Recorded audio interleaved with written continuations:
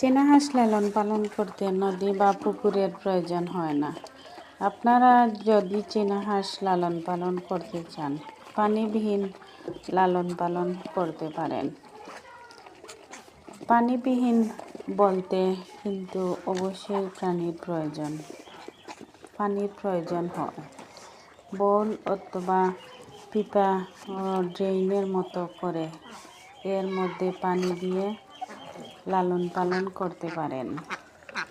আমি এই ড্রেনের মধ্যে পানি দিইনি, যেহেতু এখন ঠান্ডা, হাঁসগুলো অনেক গোসল করে, ওরা একটু অসুস্থ, ওদের অনেক কাশি, ওরা সকাল হলে কক কক করে, ওর জন্য আমি এই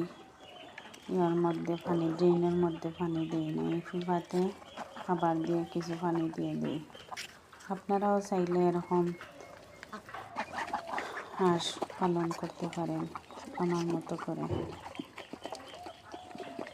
চীনা হাঁস পালনে অনেক সুবিধাজনক। ওরা দেশি হাঁসের মতো রাজহাঁস, চীনা হাঁস, টেপি হাঁস ওদের মতো ডাকাডাকি করে না। ওরা অনেক ভালো, শান্তশিষ্ট, নরম একটা প্রাণী।